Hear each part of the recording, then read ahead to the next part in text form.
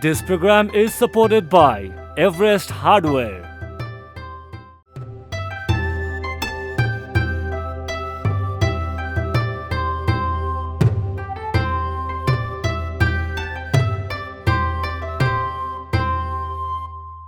नमस्कार, यो हो टेलिभिजनको हिमाली मन्थन कार्यक्रम लिएर शारदा थापा यहाँको माझ उपस्थित भइसकेको छु। हिमाली मन्थन कार्यक्रममा हामी देशैभरका पर्यटकीय क्षेत्रहरूको बारेमा चर्चा परिचर्चा गर्ने गर्दछौँ। हिमाल पहाड तराई कोही छैन पराई भन्ने त स्लोगनै रहेको छ र सर्वोच्च शिखर सगरमाथा रहेको हाम्रो देश विश्वव्यापी रूपमा चाहिँ परिचित रहेको छ र यही सगरमाथा रहेको हाम्रो देशमा विशेष गरी खानाकै कुरा गर्ने हो भनेदेखि विभिन्न खालका परिकारहरू पनि पाउने गरिन्छ र हाम्रो देश नेपालको परिकारलाई विदेशी स्तरमा अर्थात् अन्तर्राष्ट्रिय स्तरसम्म कसरी पुर्याउने भनेर पनि विभिन्न खालको कार्यक्रमहरू भइरहेको हुन्छ र यिनै पाककलाको विषयमा आज हामी कुराकानी गर्दैछौँ, जसको लागि आज हामीसँग हुनुहुन्छ आरबी बुढाथोकी, रामबहादुर बुढाथोकी, जो सेफ हुनुहुन्छ। उहाँले विगत झन्डै 2 दशकदेखि यो क्षेत्रमा निरन्तरता दिइरहनु भएको छ भनेदेखि विदेशी खानाहरू पनि उहाँले एकदम मजाले बनाउनुहुन्छ र उहाँले नेपाली खानालाई प्रमोसन गर्नको लागि महत्त्वपूर्ण भूमिका निर्वाह गर्नुभएको छ र उहाँसँग हामी कुराकानी गर्दैछौँ आजको यो हिमाली मन्थन कार्यक्रममा। आरबीजी, यहाँलाई स्वागत छ कार्यक्रममा। Thank you. जस्तो यहाँ त मल्टिकुजिन सेफ भनौँ होइन हुनुहुन्छ र अहिले नेपाली खानालाई अन्तर्राष्ट्रिय बजारमा प्रवर्धन गर्नको लागि कतिको चाहिँ चुनौती छ? अहिलेको पछिल्लो समय आएर चाहिँ किनभने पर्यटनहरू धेरै ओहिरेको होइन नेपालमा र अहिले अब कोरोनाको कारणले त अब ठ्याप्पै भएको छ होइन। पछिल्लो अब विगत हेरिकन त अहिले त धेरै नै अब पर्यटनमा राम्रो प्रगति भएको स्थितिमा चाहिँ अब विदेशीहरूले चाहिँ प्रायः जसो नेपाली खाना रुचाउनु रहेछ होइन।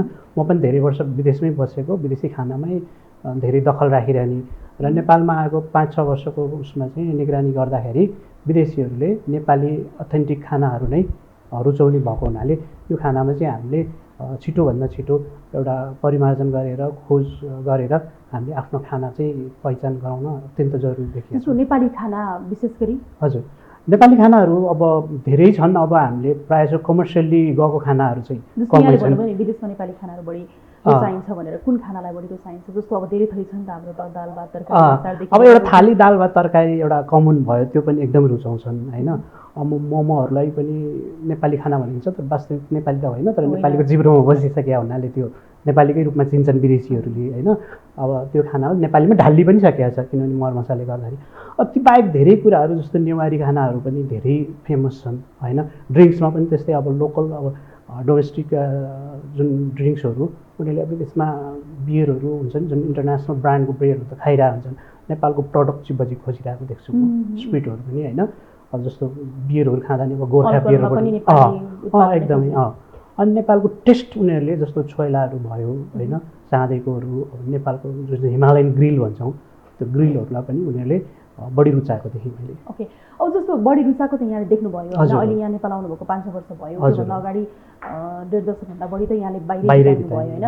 त्यो समय अवधिमा नि जस्तो यहाँले के एक्सपिरियन्स गर्नुभयो कि विदेशमा र नेपालमा कति फरक रहेको छ एउटा आफ्नो खानालाई प्रमोसन गर्नको लागि पनि भन्ने कुरालाई?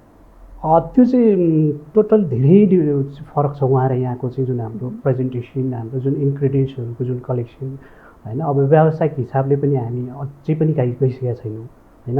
हामीले खाना त राख्छौँ तर कसरी भन्दाखेरि मेनुमा राख्दाखेरि पनि अब त्यो हाम्रो आफ्नो जुन मौलिकता चाहिँ पूर्ण रूपमा भएको छैन। उनीहरूले चाहिँ जस्तो मेक्सिकन खाना भने चाहिँ उनीहरूले अलिकति रातो पिरो होइन टक्क चिज हालेको उनीहरूले एउटा आफ्नै बनाइसकेका छन् भने हामी नेपालीको चाहिँ अब छन त धेरै अब नेवारहरूले राम्रो गरिसकेका छन् होइन। थकालीको पनि राम्रो ब्रान्ड बनिसकेको स्थिति हो तर पनि हामीले समग्रमा सबै छन् त। अब तराईको खाना छुट्टै छ, पहाडको खाना छुट्टै छ होइन, सुदूरपश्चिमको छुट्टै छ, पूर्व झापाको खानाहरू छुट्टै छ।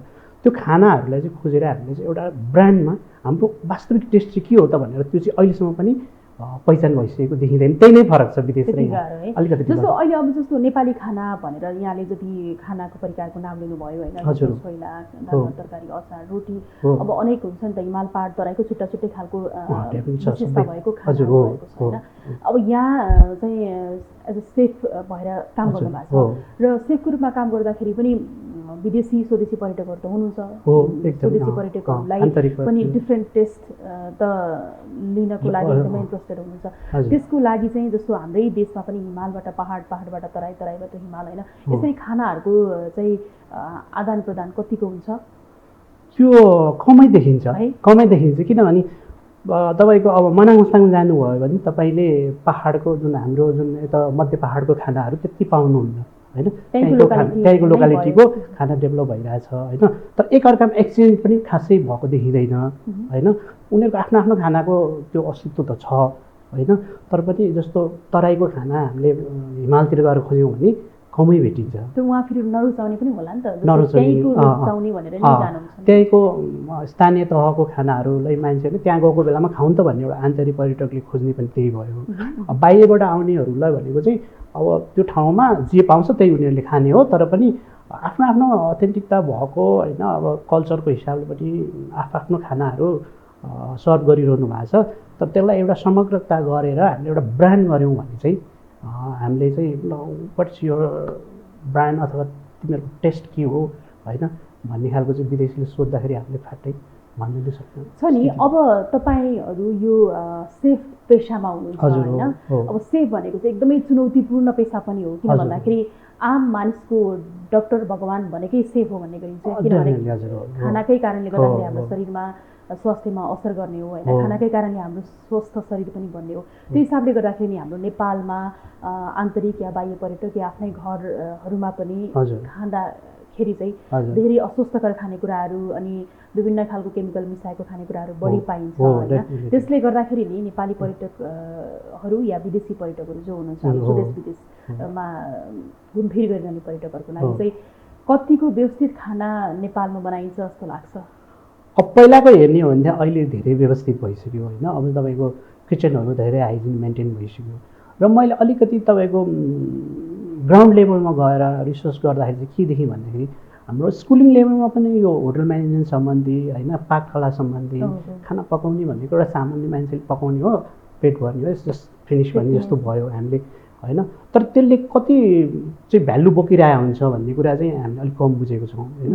स्कुल कलेजमा तपाईँले हेर्नुभयो भने सिम्पल के हुन्छ, क्यान्टिन हुन्छ होइन, जस्तो पनि बनिरहेको छ, हाइजिन मेन्टेन भइरहेको हुँदैन होइन। त्यो कुराहरूमा चाहिँ एकदमै ध्यान दिनु जरुरी छ। र कुन खाना कता सप्लायरहरूबाट कस्तोबाट लिन्छौँ हामीले विश्वसनीय एउटा हुनु पऱ्यो सप्लायर पनि होइन। मान्छेहरूले पछिल्लो समय के गर्छन् भन्दा अब हुन्छ नि तपाईँको तरकारीहरूमा विभिन्न औषधिहरू हालेको होइन, त्यसबाट पनि धेरै खाना स्वस्थ बन्दैन र घरमा पनि अब महिलाले मात्रै पकाउने खाना भन्ने खालको एउटा सोच छ हाम्रो होइन। त्यसलाई पनि चेन्ज गरेर हामीले पुरुषले पकाउँदा अथवा त्यसलाई चाहिँ हाइजिन मेन्टेन गरेर हामीले एउटा कमर्सियल रूपमा भनौँ न विश्व बजारले देखिरहेको छ अहिले हामीले खानामा एउटा स्वस्थता भेटियो भने मात्रै हामीले चाहिँ भविष्यमा चाहिँ एउटा भनौँ न अन्य डक्टरकोमा कम धाइरहनु पर्ने स्थिति हुन्छ भन्ने खालको चाहिँ बुझाइ चाहिँ अब ग्राउन्ड लेभलबाट स्कुलमा पनि हाम्रो मैले विदेशमा चाहिँ धेरै जस्तो श्रीलङ्का हेर्नुभयो भने अन्य देशहरूतिर हेर्नुभयो भने स्कुल लेभलमा पनि पाककला सम्बन्धी र सरसफाइ हाइजिन, पर्सनल हाइजिन, फुड हाइजिनहरूको बारेमा धेरै ज्ञान दिन्छ। नेपालमा चाहिँ कमै देखियो होइन, कलेज लेभलमा गएर मात्रै सिकिने भएको हुनाले त्यसमा अलिकति ध्यान दिनु जरुरी नै छ। ध्यान दिनु चाहिँ एकदमै जरुरी छ। अब छ नि तपाईँहरूले चाहिँ टुरिस्टमै काम गर्नुभएको छ, टुरिज्म सेक्टरमै हुनुहुन्छ। नेपालमा चाहिँ अब पर्यटकहरूकै कुरा गर्ने हो भने पनि पहिलो प्राथमिकता त खाना नै हो, हाइजेनिक फुड नै हो होइन। तर त्यसमा चाहिँ खासै सरकारवालाहरूले ध्यान दिएको पाइँदैन र कति पटक हामीले प्रयास गर्दाखेरि भनौँ न रिक्वेस्ट गर्दाखेरि दबाब दिँदाखेरि पनि यो क्षेत्रलाई खासै ध्यान दिएन भन्ने गरिन्छ। तपाईँलाई कस्तो लाग्छ? एकदम तपाईँले उठाउनु भएको एकदमै राम्रो प्रश्न हो। मान्छेहरू अरबौँ लगानी गरेर 3 स्टार 4 स्टार 5 स्टार होटलहरू बनाएका हुन्छन् अहिले पछिल्लो समयहरू। उहाँहरूले किचनको लागि भनेर एकदम सीमित एरिया छुट्याइदिनु भएको हुन्छ होइन। अब व्यावसायिक प्रोफेसनल एउटा एक्सपर्टिजहरू उहाँहरूले हायर गर्न चाहनुहुन्न होइन। त्यो अब जस्तो एक्सपर्टिज छ त्यही अनुसार खाना बन्ने त हो होइन। त्यो एक्सपर्टिजहरूलाई पनि एकदम ध्यान दिनु जरुरी छ। उहाँहरूले चाहिँ अब कुक भनेको जो सामान्य मान्छे हो, साधारण हिसाबले उसले ह्यान्डलिङ गरेर त्यो त्यसरी बुझाइले चाहिँ गर्दाखेरि हामीले त्यो एउटा एचिभमेन्ट नभएको हो। र अब भनौँ न यो क्षेत्रमा लागेको विज्ञताहरू भएर उहाँहरूले गर्नुभएकाहरूले चाहिँ बुझ्नुहुन्छ र जोसँग अलिकति लगानी छ तर त्यसको एक्सपर्टिज होइन भने चाहिँ उहाँहरूले चाहिँ धेरै नै भनेपछि अहिले नेपालको 5 स्टार 3 स्टार जति होटलहरू खुलेका छन् त्यहाँ पनि हाइजेनिक फुड पाइँदैन त्यो भन्न खोजेको चाहिँ होइन। त्यो मैले पछिल्लो समय जस्तो मैले भने नि जो होटेलियरहरू हुनुहुन्छ जो एक सम्बन्धी काम गर्नु भएको छ, यो सम्बन्धी अध्ययन गर्नु भएको छ, उहाँहरूले बुझ्नुहुन्छ त्यो सबै कुराहरू छुट्याउनुहुन्छ र जो चाहिँ मान्छेसँग लगानी गर्ने मान्छेहरू त विभिन्न फिल्डका हुन्छन् नि होइन, पैसा लगानी गरिसकेपछि कसैलाई जिम्मा दिने अथवा वाटेभर गरेको हुन्छ। त्यसमा चाहिँ मैले इभन लन्चहरू रेस्टुरेन्टहरू पनि त करोडौँ लगानी गरेको छ होइन। त्यसमा पनि के देखिन्छ भन्दाखेरि एउटा किचन भनेको एउटा सिम्पल हो, त्यसलाई एकदम सानो ठाउँ भए पनि हुन्छ अथवा सिम्पल मान्छेहरू भए हुन्छ पकाएर दिने भने त्यसले चाहिँ एकदम एफोर्ट, किनभने एउटा heart of the hotel heart of the restaurant भनेको चाहिँ एउटा किचन हुन्छ।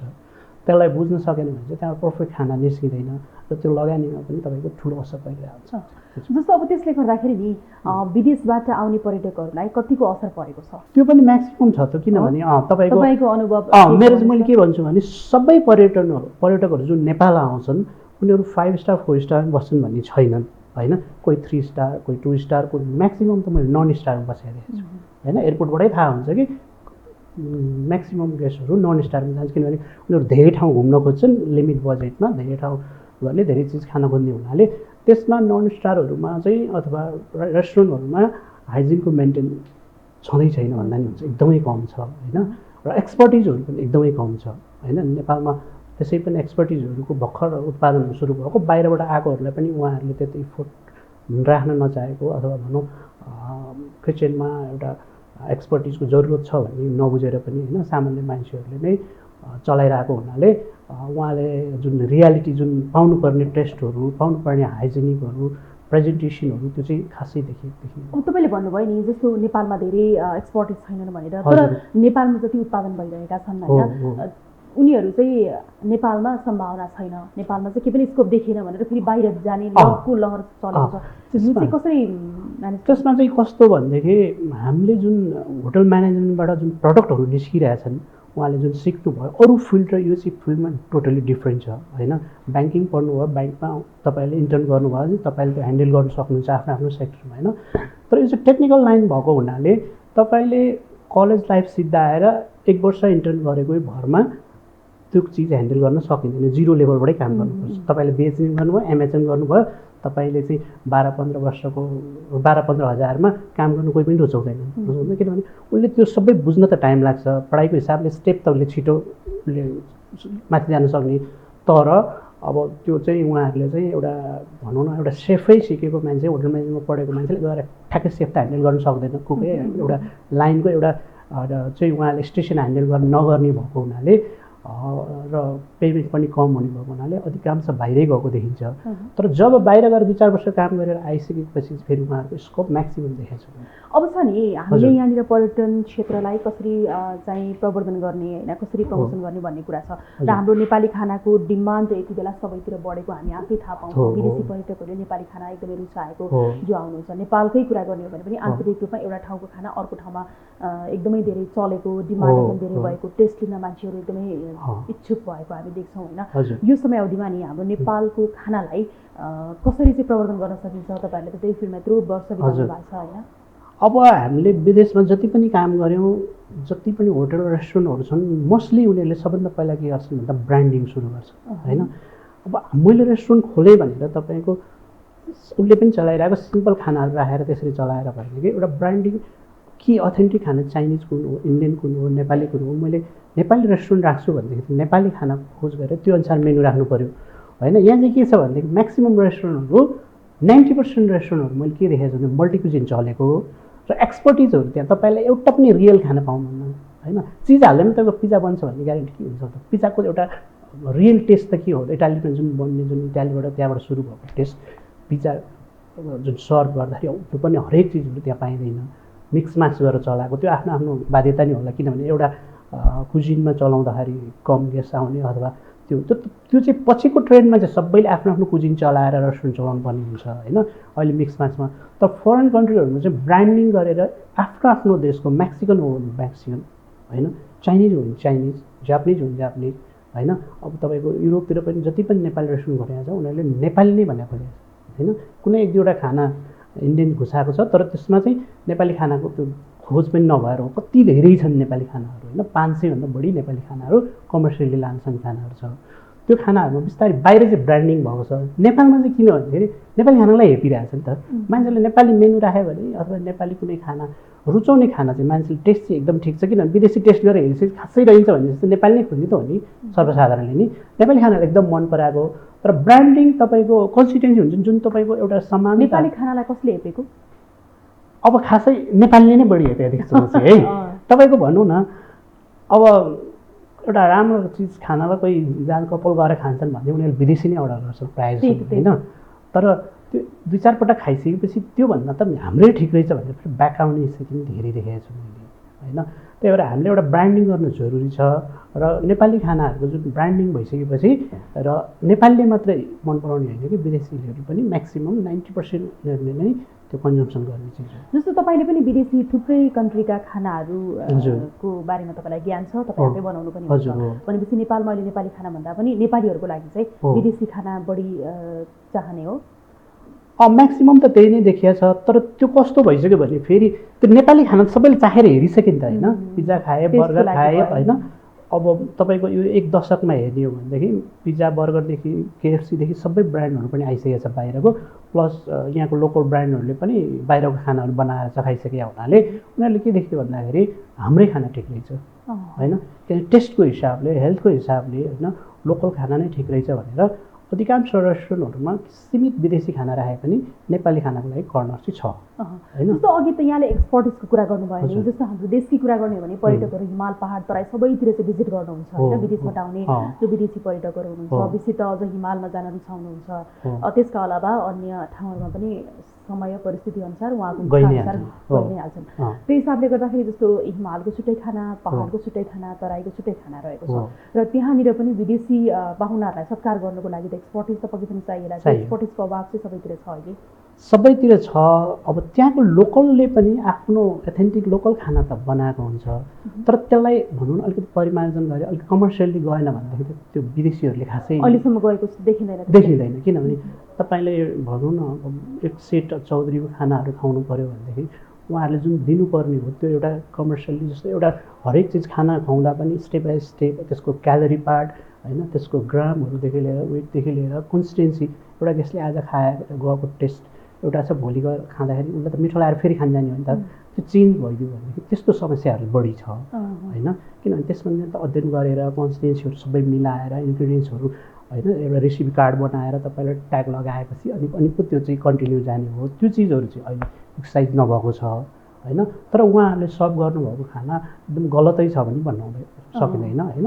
किनभने बाहिरबाट गएको एक्सपर्टिजले भन्दा पनि त्यहाँको एक्सपर्टिजहरूले खाना चाहिँ निकाल्छन् तर परिमार्जन गरेर त्यसलाई व्यवस्थित मात्रै गर्न सकेको छ। भन्नुहोस् अब अहिले समग्र रूपमा भन्दाखेरि नेपालको खानालाई हाइजेनिक फुड भनौँ न स्वस्थ खाना बनाएर व्यवस्थित गर्न सकिएको स्थिति छैन अहिलेसम्म? छैन। त्यो तपाईँले पर्सेन्टेजमा हेर्ने हो भने मैले बाहिर काम गरेको स्थिति हेर्ने हो भने अधिकांश ठुला होटल 5 स्टारहरू जो ब्रान्डिङसँग जोडिएर अथवा लोकल ब्रान्ड गरिसकेपछि त एक किसिमले तपाईँ त्यो सबै फलो गर्नुपर्ने हुन्छ त्यहाँ चाहिँ।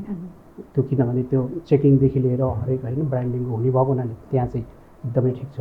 जति पनि नन स्टार होटलहरू छन्, जति रेस्टुरेन्टहरू छन् उहाँहरूले गर्नुभएको चाहिँ मैले मार्किङ गर्ने हो भने 40-45 भन्दा माथि म्याच गरेको छैन हाइजिन कन्सिस्टेन्सी होइन। अब त्यसको लागि के गर्नुपर्छ त? त्यो त उहाँहरूले त्यो मेन कुरा भनेको अब त्यत्रो पैसा लगानी गर्न सक्नुहुन्छ होइन। एउटा सामान्य लन्च खोल्नको लागि तपाईँले 2-3 करोड लगानी गर्न सक्नुहुन्छ भनेदेखि तपाईँले होइन 30-40 लाख लगानी गरेर एक्सपर्टिज खोजेर त्यही अनुसार तपाईँले इक्विपमेन्ट राखेर होइन त्यो अनुसार। किनभने एक्सर्साइज नै गर्दैन तपाईँको होइन। तपाईँको फाउन्डेसन बनाइसकेपछि रेस्टुरेन्टको एउटा संरचना भएपछि भोलिबाट नै खाना पकाउनु सुरु गर्ने। किनभने त्यसमा तपाईँको बाहिर हेर्ने हो भने 6 मन्थको एक्सर्साइज हुन्छ होइन। तपाईँले 200वटा खाना राख्नुहुन्छ भने 200वटा खानाको तपाईँको हरेकको फोटो सेसन हुन्छ, हरेकको तपाईँको इन्ग्रिडियन्ट्स हुन्छ, हरेक चिजको मेथडहरू लेखेर राखेको हुन्छ र त्यो बुक तपाईँले हरेक किचनमा राखेको हुन्छ। एउटा एक्सपर्टिज एउटा सेफले काम गरेको 6 महिना गर्छ, 1 वर्ष गर्छ, ऊ जान सक्छ नि त। सेकेन्ड सेफ आउँदा सेकेन्ड टेस्ट हुने होइन नि त। उसलाई त ह्यान्डओभर गर्नु पऱ्यो कि मेरो यहाँको ब्रान्ड अनुसार हामीले जुन डेभलप गरेका छौँ त्यो फलो गर्नु पऱ्यो है। भोलि गेस्टले सेम टेस्ट पाउनु पऱ्यो भन्ने त्यो रेसिपी कार्ड नै कहीँ पनि डेभलप गरेको छैन। तपाईँले जति नै ब्रान्डको रेस्टुरेन्टमा जानुभयो, दरबारमा जानुहोस् तपाईँले त्यहाँ तपाईँले एउटा एक्सपर्टिजको रूपमा म तपाईँले चाहिँ रेसिपी कार्ड हेर्छु भनेर भन्नुभयो भनेदेखि तपाईँले पाउनुहुन्न। त्यो गर्न अत्यन्त जरुरी छ। त्यो भएन भनेदेखि हामीले त्यो खानाको रियल टेस्ट नै पाउँदैनौँ। पक्कै पनि अब टेस्टको कुरा त भइहाल्यो, त्यो बाहेक सर्भ गर्ने तरिका पनि छ होइन, कति कुराहरू छ हस्पिटालिटीको कुराहरूमा पनि एकदमै विक रहेको छ। तर हामी अब पर्यटन क्षेत्रलाई प्रबन्धन गर्नुपर्छ, प्रमोसन गर्नुपर्छ भन्ने त गर्छौँ, जुन मुख्य मेरुदण्ड पार्ट हो होइन, यो खानाको कुरा, खाना सर्भ गर्ने कुरालाई चाहिँ व्यवस्था गरे जस्तै त भयो नि होइन, त्यो देखिन्छ। अब यसलाई चाहिँ सरकारवाला पक्षहरूले ध्यान दिनु पर्यो भन्ने कुरा हो। एकदमै। त्यसमा तपाईँको एउटा कस्तो भने अब विदेशमा विकसित देशहरूको चाहिँ के हुन्छ भनेदेखि सबै त एक त ब्रान्डमा डेभलप भएको भयो, दोस्रो कुरा के हुन्छ भने गभर्मेन्टले पनि त्यसलाई हुक्स गरेको हुन्छ होइन, चेकिङ त हुनु पऱ्यो। हाम्रोमा चाहिँ गभर्मेन्टले केही पनि गरेको छैन। अन्डर गभर्मेन्टले तपाईँको रेस्टुरेन्टहरूको हालत हेर्ने हो भने वास्तवमा रियलमा मान्छेले त्यहाँ कहिले पनि विदेशमा तपाईँले फर्स्टचोटि चेकिङ गर्दाखेरि उसको त्यो अब हाइजिन मेन्टेन भएको छैन भने उसले फाइन गरिदिन्छ 1-2 लाख, दोस्रोचोटि आउँदा उसले सिज गरिदिन्छ होइन।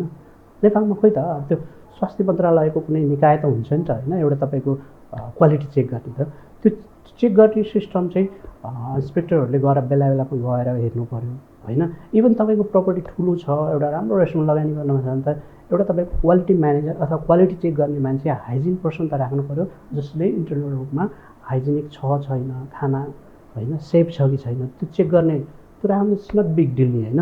त्यो हामीले ख्याल मात्रै नगरेको हो कि हामीले त्यत्रो प्रपर्टी त्यत्रो चाहिँ लगानी गरिसकेपछि एउटा होइन अब फुड टेक्नोलोजी पढेको कति मान्छेहरू हुन्छ, उहाँहरूले A to Z थाहा हुन्छ कि यो खानाको लाइफ टाइम कति हुन्छ होइन, त्यसको त्यो त सिकाउनु पऱ्यो त सबै सेफहरूलाई, त्यो किन त एक्सपर्टै थाहा हुन्छ। जस्तो हामीलाई चाहिँ यो पकाएको खाना यति समयसम्म यसको चाहिँ टाइम हुन्छ, टाइम ड्युरेसनमा यो एक्सपायर हुन्छ भने थाहा हुन्छ, र सबै रेस्टुरेन्टमा त थाहा हुँदैन, उहाँहरूले आजको खाना भोलि पनि राख्नु सक्नुहुन्छ, त्यस्तो गरेको हुनाले त्यो मेन्टेन गर्नु जरुरी छ। ओके, अब यो त मेन्टेन गर्ने कुरा भयो, पनि अब सायद हुँदै पनि जाला होइन, जान्छ त्यो समयअनुसार परिस्थितिअनुसार जाला। अहिले कोभिडको महामारीमा अब खाना कसरी खाने भन्ने र कसरी पर्यटकलाई नेपालमा भित्राउने भन्ने कुरा पनि छ।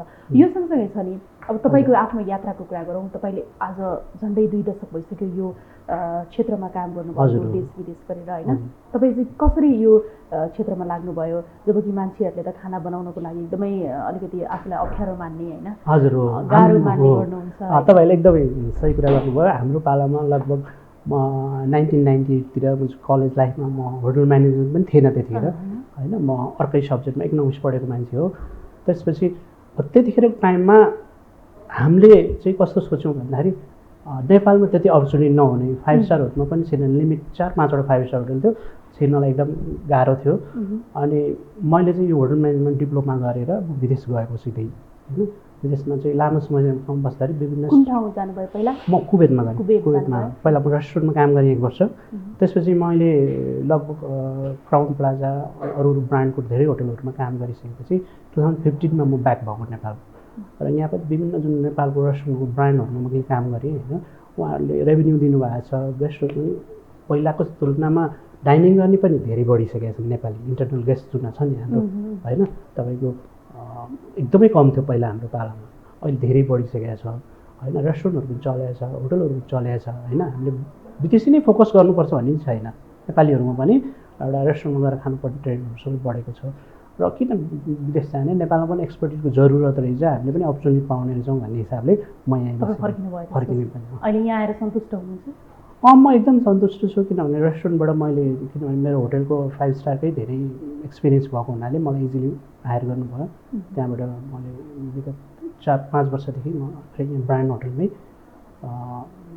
सोल्टी होटलमा, द सोल्टी पहिला हाम्रो सोल्टी क्राउन प्लाजा थियो, अहिले द सोल्टी भनेर हामीले आफ्नो रिब्रान्डिङ गरेर चलाइरहेको छौँ। अब छ नि यो त तपाईँको आफ्नो यात्राको कुरा भयो, यो सँगै छ नि अब नेपालको खानाको कुरा गर्ने हो भने अर्ग्यानिक खानाहरूलाई एकदमै छुटाइन्छ, एकदमै फ्युजन बनाइन्छ कि मिक्सअप के, त्यो चाहिँ त्यसलाई मेन्टेन कसरी गर्ने भन्ने तर्फ त अब अलिक गाह्रै होला होइन, किनभने मान्छेको त्यो पनि सुरु त गरिसक्नु भएको छ, सुरु भइसक्यो अहिले। कसरी तपाईँको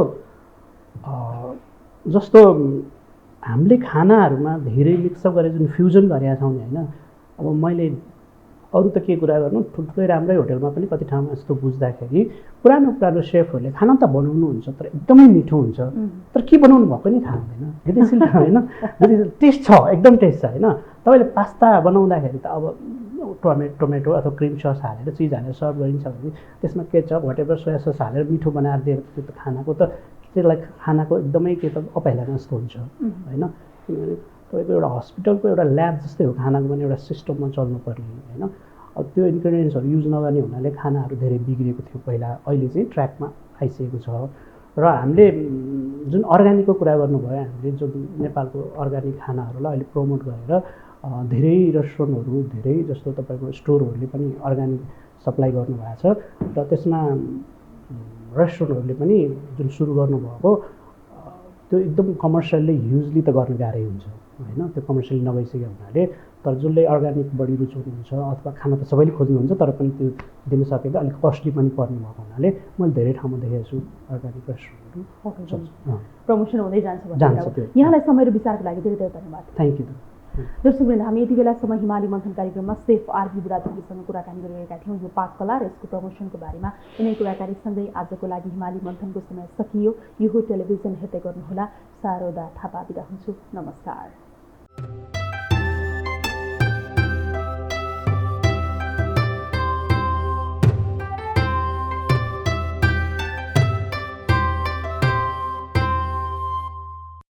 This program is supported by Everest Hardware.